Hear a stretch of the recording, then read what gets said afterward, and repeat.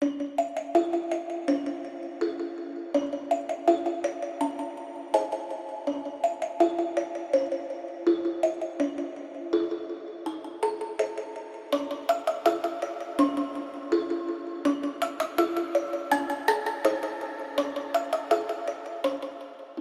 I'm Teresa, and in this video I'm going to show you how I decorated the pointe shoes that I showed you in the opening of this video. The first thing that you want to do is cut the ribbons and the elastic off of the pointe shoes. You want to check the tip and cut off any loose strings, get it as smooth as you can before you start painting it. I am using this Apple Barrel White matte acrylic paint.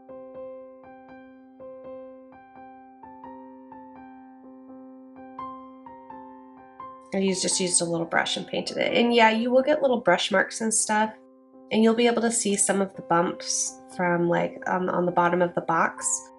But that's okay because we will cover it with glitter and no one will ever notice. These pointe shoes will be for decoration only. If you are painting pointe shoes that you're going to actually wear, you want to be really careful when using the glitter, and if you put any like sequins or anything on your pointe shoes, you better be pretty sure that you have glued or sewed them on down so that they're not going to fall off, because that could be a real hazard. And I highly recommend not putting any glitter or anything on the box, on the bottom of the box of your pointe shoe too, because I feel like that could be really unsafe. So protect yourself. If you're doing it for somebody else, protect your loved one or your friend or whatever. And safety first when it comes to pointe shoes. But these ones will be just decoration, so I'm not really too concerned about that. Okay, so here is the painted pointe shoe. I did 2 coats and I let it dry completely in between painting them. I also painted the inside part here to cover up the dirt and grime from just being used. And by the time we're done with them, no one will even be able to tell that this is an old pair of pointe shoes. Unless you're a dancer, and then you'll probably still be able to tell. But anyways, the next step is to go ahead and paint with glitter. I am using Mod Podge. This is just a matte Mod Podge to glue my glitter. And this is a extra fine crystal diamond glitter. You just go ahead and generously put on your Mod Podge. You could use a bigger brush. It would take a lot less time. Right now, this is what I have, so I am working with it. You kind of have to do this in sections too, because if you try to put glue all over the shoe at once, your glue will dry before you can get the glitter attached really well. So now I use this little baking dish. I'm just gonna dump glitter on it like that. You can kind of dunk it into the glitter too, like that. So you can paint another part of the shoe if you wish, while you wait for that to dry, or you can very carefully just kind of like add your glue in there like this. Just keep glittering it up. Try to make sure that there's no big bumps or anything. I'm gonna stick that one aside for right now, and I have this shoe. This is a shoe that I painted yesterday and I let dry overnight. You probably can't tell very well in the video because it is a white shoe, but there's like certain spots where the glitter didn't stick all the way. So after, yeah, especially like right here. So what I'm gonna do for this one is go through and fill in those spots where the glitter didn't stick.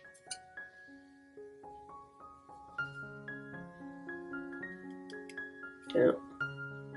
Both shoes have been glitterified at this point. I let them dry for 24 hours. When I touch them, the glitter starts to come off. My fingers are covered So what I need to do now is cover it in Mod Podge. Once you cover it in Mod Podge, it just kind of seals the glitter on there. So that is what I'm going to do next, and then I need to let it dry after that. And I'm just using my paintbrush that I've been using. It's very important that you let the glue and the glitter dry first before you do this, otherwise it's going to gum up and get all, it'll ruin it. And it might not be quite as glittery once the Mod Podge dries, but it'll still be pretty and glittery. It's worth it.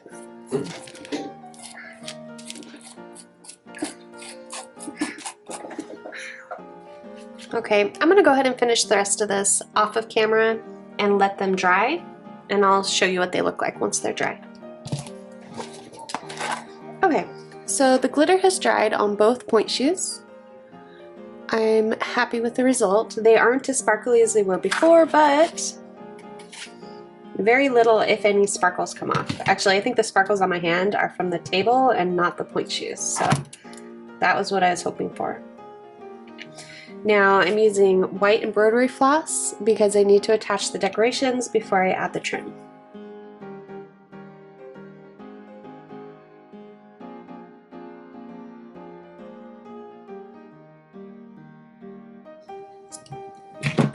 Okay, so I'm going to use this E6000 and I'm going to cover the knot in it.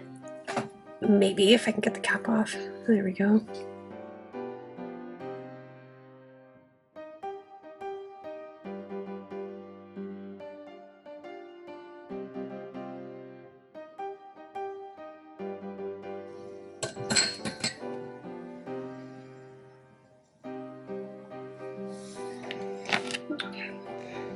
I put a needle on the thread to help put the beads on easier.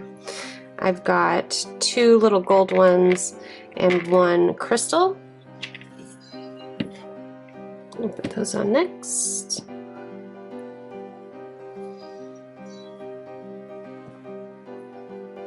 If I can get my hands to work right.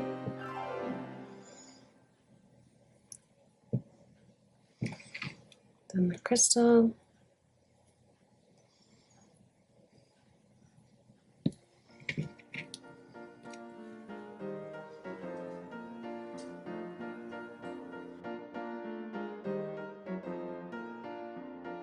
Okay, so it looks like this when I'm done. Now I take my pointe shoe and I want to put it in center.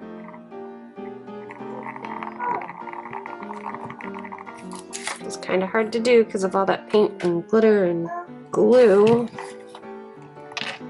So I'll shove my needle down.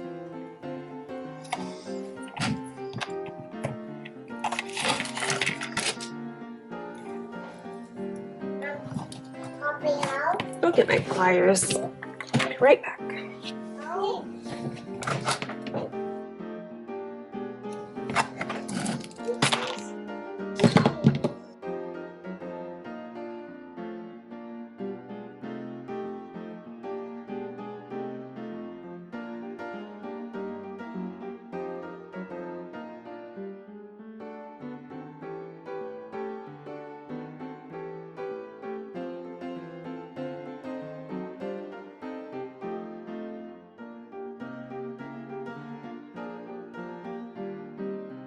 I'm just going to tie a knot.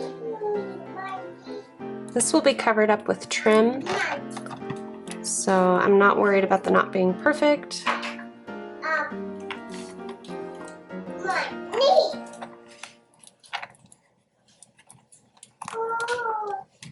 Go.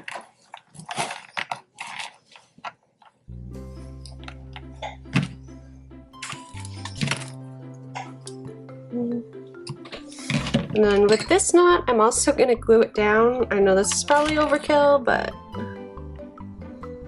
better safe than sorry. Alright, I'm happy to say that we are almost done with these pointe shoes. There's only 2 more things left to do. We need to cover up the inside here, and we need to put trim around the edges. Before I do the trim around the edges, I want to put this like strip of fur fabric on the inside. And I want to do that before I have a bunch of glue around here, so we're doing that next. This time I'm going to be using one of those sponge paintbrush things. So, dip it in here. You can use a generous amount of this stuff.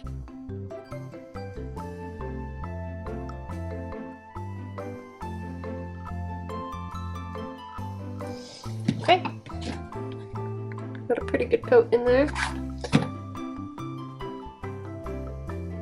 Here's my strip of furry fabric. It's just roughly cut out too. It's not perfect. No one will know. Lay it down inside there and smooth it out.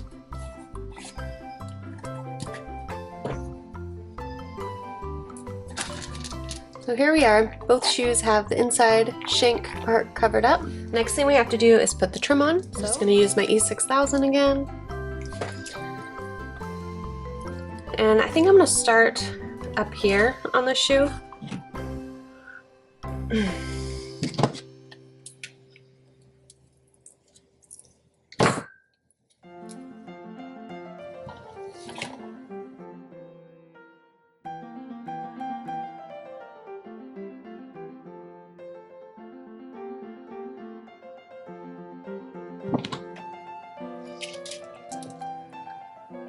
Okay.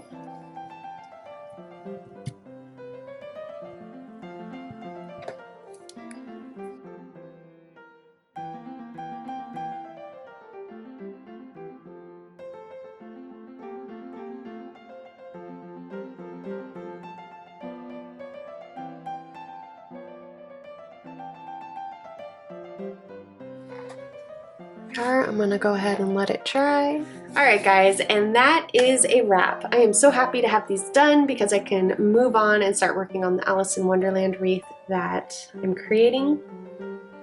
I hope you found it helpful. If you have any questions, put them in the comments, and give this video a thumbs up. Subscribe if you want to see more of my content, and I hope you have a wonderful day.